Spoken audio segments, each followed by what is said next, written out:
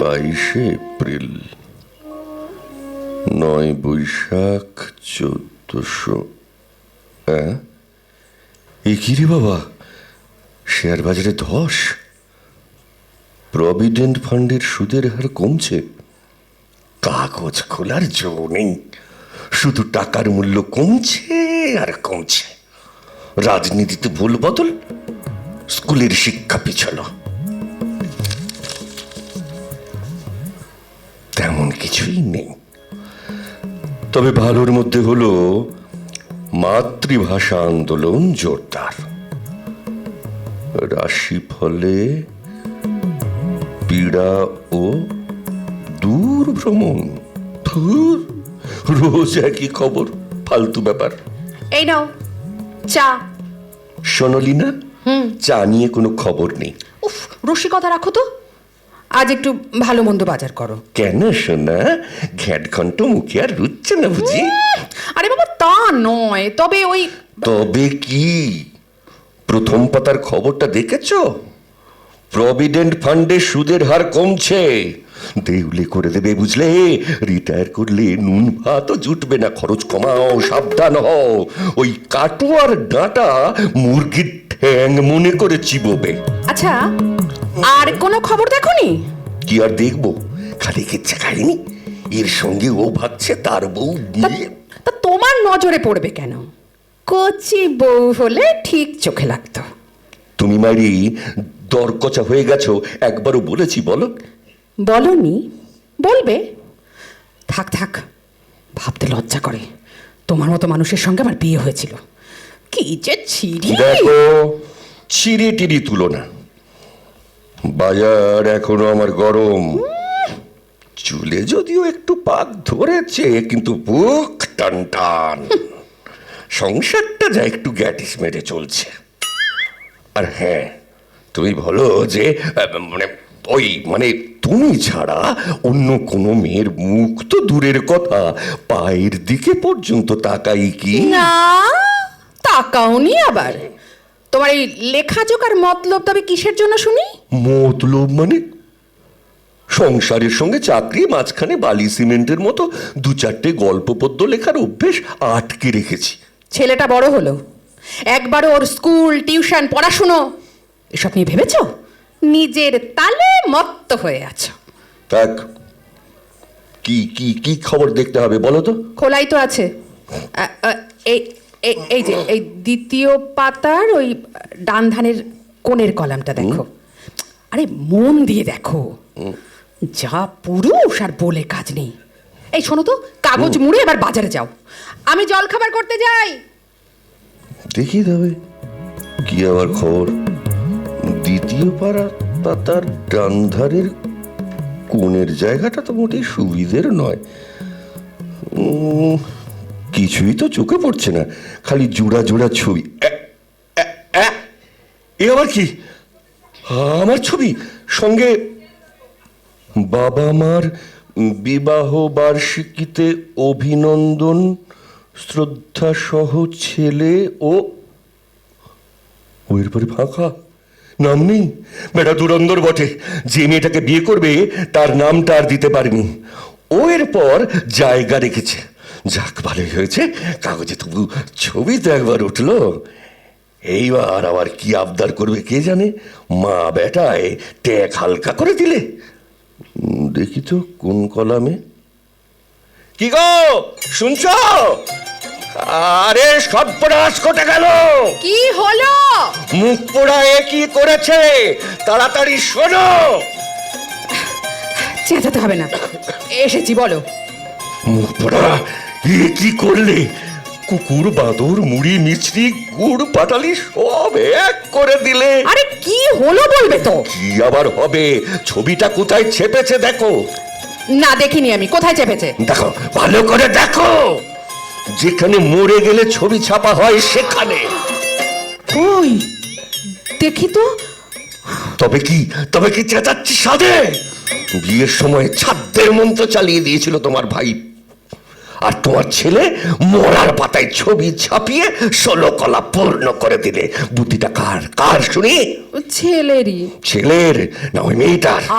যা করছে এ বাড়িতে বউ হবে বলে ছ্যা, ছ্যা, ছ্যা, ছ্যা, ছ্যা, ছ্যা, ছ্যা। ই কি অনাচার রে বাবা! কাল অফিসে যাওয়ার আগেই দেখবো শোকসভা হয়ে গেছে, 8 ঘন্টা কর্মবিরতি। ভাবলে ভাবলে কান গরম হয়ে যাচ্ছে। শোনো না, শোনো শোনো, যাকে যা হবার হয়ে গেছে, কি আর করা যাবে বলো? মানে কিছু তো করা। আলবাত যাবে। মরার পাতায় নাম উঠেছে, এই আনন্দে নাচো, 2 হাত তুলে নাচো। তা নয় তো কি? তোমার তো মনেই ছিল না আজ আমাদের বিবাহ বার্ষিকী। মনে করিয়ে দিলাম, এই না কত। শোনো, বিয়ের আগে আমার ঢের ছবি উঠেছে। একটা তো দেখাতে পারলে না। আরে ছবি মানে মনে মনে ছবি, কবির কল্পনায় নারীর ছবি। প্রেম করেছিলে? না। গলা টিপে দেবো একদম। সত্যি করে বলো, সত্যি করে বলো আগে। করিনি তো বললাম। এসো তোমায় দেখাচ্ছি, টিট করে দেবো একবারে মিথ্যে বললে। যাও যাও, খুব হয়েছে, বাজারে যাচ্ছি, তবে ওই গ্যাট ঘন্টই খেতে হবে। 2 দিন আগে মনে করালে পাটার মাংস খেতে। কি? খামোকা বাজার করে লাভ কি? তোমার ওই বাপের বাড়ির কেলো, মেজদা, ছোড়দা সব 4-5টা করে বাচ্চা নিয়ে দাঁত বের করে হাজির হবে। আমার হাতে একটা সিগারেট গুজে দিয়ে সারাদিন ফিনফিনে পাঞ্জাবি পরে বোনের বাড়ি রোয়াব করবে। বাজার যাও, 3 কেজি মাংস কিনবে, বুঝেছো? 300 কিনবো, তাতে হয় হবে, না হয় দিকবাজি খেয়ে বাড়ি পাঠাবে মগের মূল্য। এই ঝগড়া করো না, বিশেষ দিন আজকে। তোমার জীবন ধন্য করে মা লক্ষ্মীর মতো আমি এসেছিলাম বলে তোড়পে যাচ্ছ। থাকতে তো দরমার ঘরে কট বঙল। এই ঘটির মেয়ে এলো বলে প্রমোশন হলো, বাড়ি হলো, ছেলে হলো, এখন আর কদর করবে কেন? মহারে, তোমার গলায় মালা না পরালে তোমার পরের বোনগুলো উতরে যেত না। ওই তো ছোড়াগুলো তখন একটু একটু বয়স, ওদেরও হাতে ধরে চাকরি দিলাম, একেবারে 4 শালা। ভাবা যায় ঘটির ঘরের দম কত। এই জেনে শুনে বিয়ে করেছিলে? বড় জামাই হলে ওসব একটু আধটু করতে হয়। থাক মহালক্ষ্মী, অনেক হয়েছে, দাও দাও টাকা দাও। টাকা? হ্যাঁ সোনা, টাকা। নিজের পয়সায় করো।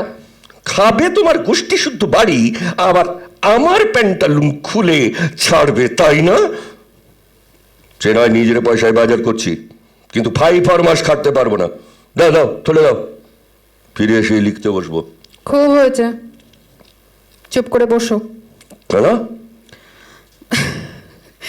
ছেলে সকালবেলা বাজার করে এনেছে। হ্যাঁ, ওর মামারা একটু পরেই আসছে, ওদের আনতে গেছে। তোমার ভাই রাজা পিস মাইরি। উফ, সারা বছর একটাও শাড়ি কিনতে হয় না, ভাইরা আছে তো, বুঝবে কি করে? বিয়েতে পেয়েছিলে, ওগুলোই ভাইয়ের নামে চালাচ্ছে। আচ্ছা, 22 বছর আগে বিয়ে করেছিলে, দরদ থাকলে এ কথা বলতে না, জানো তো? একবারও খোঁজ নাও আমার, কোথায় যাও নিজের তালে, আমার জন্য খেয়াল থাকলে আজকের দিনটাও মনে রাখতে। দেখো, রোয়াব নিও না। আমি রোয়াব নিচ্ছি না। বেনারসি, জামদানি, কাতা, নাতান সব তো পুজোয় গুছিয়ে নাও। এখন তো আর নিই না, ছেলের হায়ার এডুকেশনে সব খরচ হচ্ছে। বাজার না করে এখন কি তবে মাংসের পেঁয়াজ ছুলবো? চায়ের দোকানে একটু আড্ডা হতো, সেটাও গেল।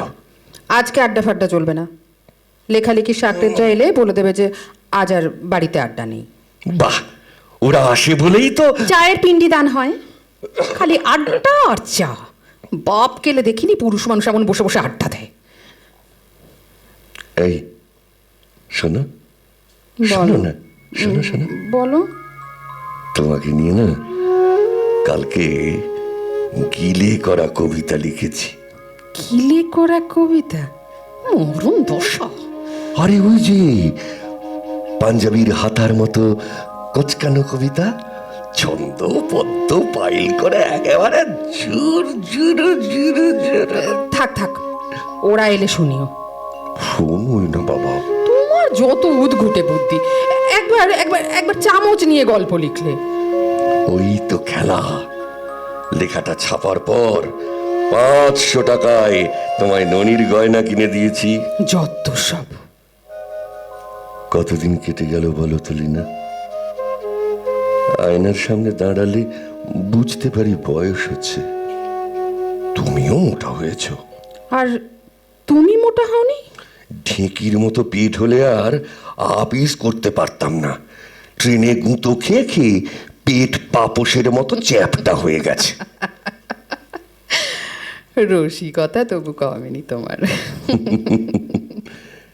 ডাঁটার মতো ধরে রেখেছি। আর না,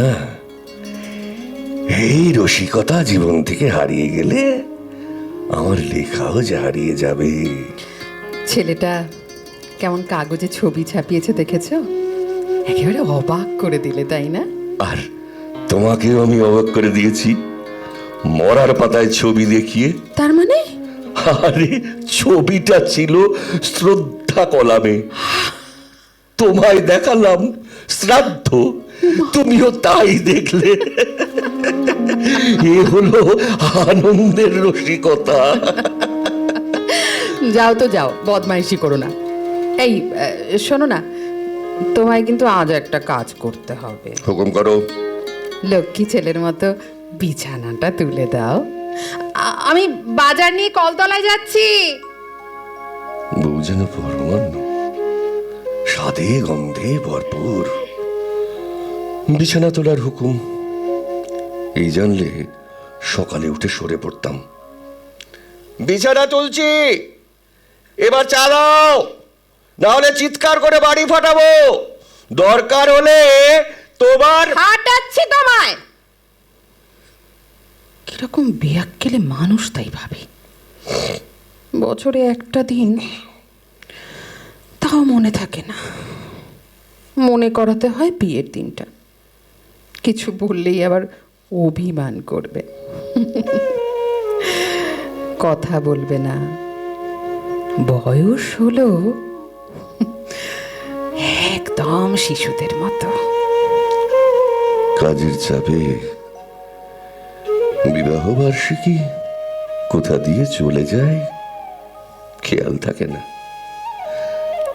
মানুষ এখন বাবা মার মৃত্যুদিনও ভুলতে বসেছে। যৌথ পরিবারে বিবাহ বার্ষিকী পালন হতো রাত্রে দুজনের অভিমান ভেঙে। এ নিয়ে লিনার অভিযোগও ছিল, অথচ আমাকেও বোঝে। না বুঝলে এতদিন এইসব লেখালেখির জগৎ নিয়ে বেঁচে রইলাম কিভাবে। কিন্তু এবারে বিয়ের তারিখ আর ভুলিনি। লিনার জন্য কিনে এনেছি অখণ্ড গীতবিতান। আমাদের এখন আর গীতবিতান ছাড়া কেই বা সঙ্গী হবে। ছেলেটা ব্রিলিয়ান্ট, কিন্তু মুখে তবু বলি না, তুই বড় চাকরি পেয়ে আমাদের ছেড়ে চলে যাবি খোকা। আর ওর গার্লফ্রেন্ড ঠিক লিনার মতো, অবসরে গান ছাড়া আর কে আমাদের এমন জাগিয়ে রাখবে। তবু বিয়ের দিন এলেই মনে হয় কে একজন কখন চলে যাব, কে পড়ে থাকবে একা। যাকে যা হয় সব ভালোই হয়। শুনছ? আরে শুনতে পাচ্ছ? যাই। লিনা এলে ওর হাতে তুলে দেব গীতবিতান। আমাদের মাঝখানটুকু ভরা থাক স্মৃতির গানে, রবীন্দ্রনাথ দিয়ে। বলো, চা এই তো? শোনো, আজ আমাদের বিবাহ বার্ষিকী। তোমার জন্য একটা জিনিস এনেছি। চুপ বোঝো, বোঝো বলছি। ঘুরে দাঁড়াও, পিটপিট করবে না। নাও, হাত পাতো। পেতেছি। চোখ বন্ধ। এই নাও। বাবা, পাথর চাপিয়ে দিলে নাকি? চোখ খোলো। কি তো বিতান! বাহ, এই সত্যি তোর মনে ছিল? তবে বলো, বলো না গো। ওই জন্যই অফিস ফেরতের পর তোমায় ব্যাগ ঘাটতে দিদি বলেছিলাম অফিসের জরুরি ফাইল আছে। কি সারপ্রাইজ হলো তো? আমি ভাবতেই পারছি না। তাই বলো সমীর বাবু, তোমার পেটে পেটে এমন বুদ্ধি! দিনা, গীত বিতান ছাড়া তোমায় আর কি দেওয়া যায়? বাবু শোনে এখন বড় হয়েছে, অবসরে আবার গান অভ্যেস করো। গলা ছেড়ে গাইবে, ব্যর্থ প্রাণের আবর্জনা পুড়িয়ে ফেলে। গাইবো গাইবো।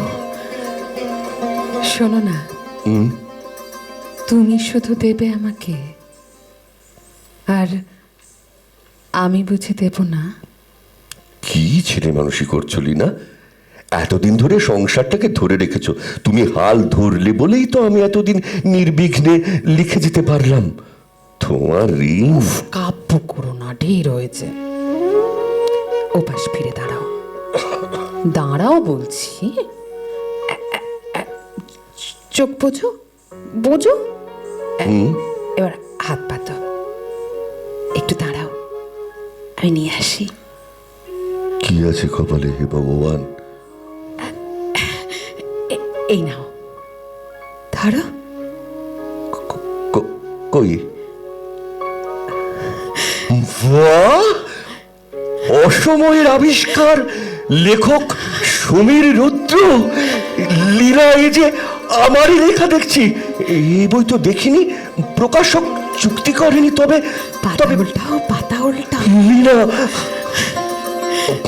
তোমার অমনোনীত লেখাগুলি বাস্কেটে ফেলে দিতে। তোমার ধারণা ছিল ওগুলো কোনো লেখাই নয়, তাই ছেলেকে বলে আমরা মা বেটায় ছাপিয়ে বই করে দিয়েছি।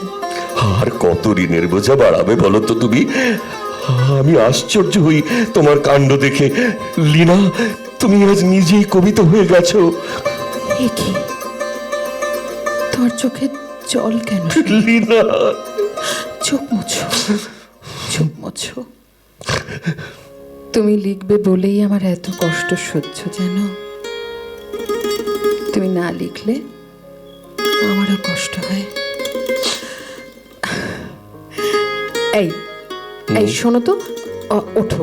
ওসব আবেগ পরে হবে। ছেলে মামাদের আনতে গেছে বলেছিলাম না? আসলে ও তোমার বাকি বইগুলোর জন্য প্রেসে বেরিয়েছে, আর ফেরার পথে কমলেশ দা, অমিত দা, সৌভিক, তোমার ভক্তবৃন্দ লেখক কুলকে গোপনে ডেকেছে। দেখতে দেখতে 22 বছর কেটে গেল। এই অপার্থিব চাওয়া আর কোথায় পাবো বলো? এ কি তোমার চোখ ছলছল করছিলি না? তোমার কাছে দুঃখগুলো শোনা হয়। আমি যেন তোমার সমুদ্রে ছোট্ট ডিঙি, আর আমার কোনো পুরস্কারের দরকার নেই লীনা। এ আমার সারা জীবনের নোবেল। এ শুধু তোমার দেওয়া মহৎ দান। আবার কাঁদবে? ছাড়ো তো। যাও যাও, লেখার টেবিলে গিয়ে বসো। এই শোনো না, অনেকদিন নাটক লেখনি, একটা রসে বসে নাটক নামাও তো দেখি। কে যেন ডাকছে। যাই। আরে যাচ্ছি যাচ্ছি। আরে কমলেশ দা, সৌভিক, এসো এসো। তাহলে আজ আড্ডা শুরু। যাও, দাদা ভিতরে আছে। দেখো, দাদা নতুন কাব্যগ্রন্থ বেরিয়েছে। বৌদি, চা খাবো কিন্তু। ঢোকার সঙ্গে সঙ্গে চায়ের হুকুম? বেশ, যাও, চাও যাবে। মনে হচ্ছে কত হাজার বছর পেরিয়ে আমি আর লীনা অনন্ত ভালোবাসা নিয়ে পৃথিবীকে বুকের উপর বেঁধে রেখেছি। এমন অভাবনীয় ভালোবাসা আর সহযোগিতা না থাকলে কবেই হয়তো হারিয়ে যেতাম। তুমি গ্রেট লিনা, তুমি গীত বিতান।